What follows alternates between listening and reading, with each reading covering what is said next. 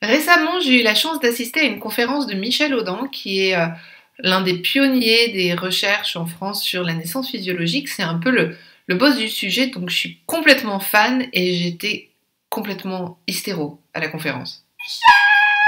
Bref, il a parlé pendant sa conférence d'un truc super intéressant et très utile à savoir pour accoucher, c'est l'inhibition du néocortex. En gros, ce qu'il dit, c'est que notre plus gros handicap pendant l'accouchement, c'est pas d'avoir un bébé dont le tour de tête est égal à la circonférence d'une pastèque, c'est pas non plus d'avoir un petit bassin, c'est pas non plus la lenteur de l'anesthésiste qui allait se chercher un sandwich.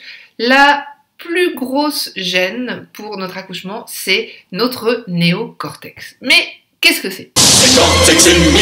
En fait, le néocortex, c'est la zone de notre cerveau qui nous permet d'être rationnel, bien éduqué, d'avoir des interactions sociales, de savoir raisonner. C'est l'endroit de notre cerveau où on considère que siège notre intellect. Et puisque c'est lui qui nous permet d'être des personnes civilisées, c'est aussi lui qui contrôle des parties de notre cerveau qui sont considérées comme plus primitives et archaïques. Et ça, c'est en fait un gros problème pendant l'accouchement. En fait, ce dont le corps a besoin quand on est en train d'accoucher, c'est que le néocortex se mette en veilleuse pour laisser la place à des zones du cerveau qui sont plus primitives et qui nous permettent de sécréter les hormones nécessaires pendant l'accouchement. On veut que le néocortex bouge de là pour laisser la place au cerveau plus reptilien. Mais ça, c'est compliqué et ça ne se fait pas du tout naturellement, puisqu'on est plutôt habitué à être au niveau du néocortex dans notre vie de tous les jours. Et Michel Audin compare ça au sexe. Imaginez que vous êtes en train de faire l'amour avec votre compagnon ou votre compagne, et vous êtes vraiment sur le point d'avoir un orgasme quand soudain vous dites « Chérie, c'est quoi ton numéro de sécu déjà ?» Là, en fait, d'un seul coup, vous revenez dans un état néocortex, un état de réflexion, et vous pouvez dire absolument « Salut » à l'orgasme. En fait, pour favoriser l'élan naturel du corps à accoucher avec le moins de douleur possible et le plus de confort possible, c'est important de débrancher le cerveau habituel pour entrer dans un état de conscience modifié et différent de l'ordinaire. Mais comment on fait pour faire ça ?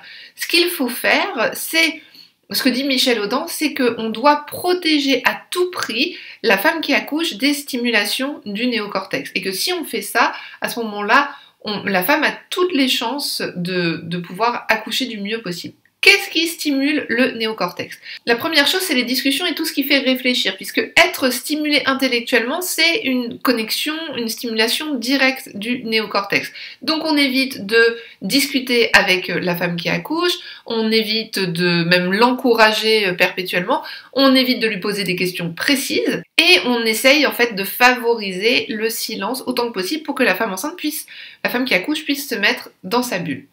La deuxième chose qui stimule le néocortex, évidemment, c'est la sensation de danger, puisque si on se sent menacé, notre cerveau s'active pour pouvoir réagir le plus rapidement possible. C'est une stratégie du cerveau pour faire face au danger. Donc, ce qui est super important, c'est de créer une ambiance de sécurité autour de la femme qui accouche.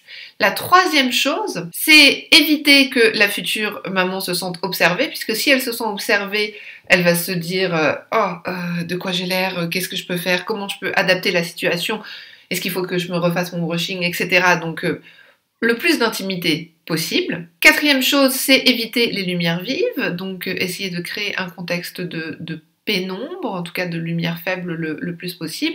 Et cinquième chose, évidemment, mais ça me semble aller de soi, mais sait-on jamais, c'est la télévision. Et il faut absolument éviter de se concentrer sur un programme, a fortiori si c'est très animé avec des discussions et ce genre de choses, puisque là, vous êtes à fond dans l'activité de votre cerveau et vous ne pouvez pas être dans votre corps quand vous regardez la télévision. Donc pour résumer, l'idéal c'est une pièce sombre, chaude, avec très peu de personnes, le silence le plus possible. Donc qu'est-ce qui nous indique que toutes ces précautions qu'on a prises pour éviter les stimulations ont bien fonctionné et que le néocortex est débranché ? Tout simplement, c'est si vous commencez à faire absolument n'importe quoi et des choses que vous n'auriez jamais faites dans votre état de conscience normal. C'est-à-dire que par exemple, si vous commencez à dire des trucs absurdes, par exemple, arrêtez tout, je vais rentrer chez moi, alors que votre bébé est déjà engagé dans votre bassin, si vous commencez à dire des énormes jurons, si vous commencez à mordre la sage-femme par exemple, si vous hurlez, si vous avez l'air d'être sur une autre planète, si vous adoptez spontanément des positions dites primitives comme à quatre pattes, si vous grognez, tout ça c'est le signe qu'en fait vous êtes en train de faire un excellent boulot et de mettre toutes les chances de votre côté pour votre accouchement.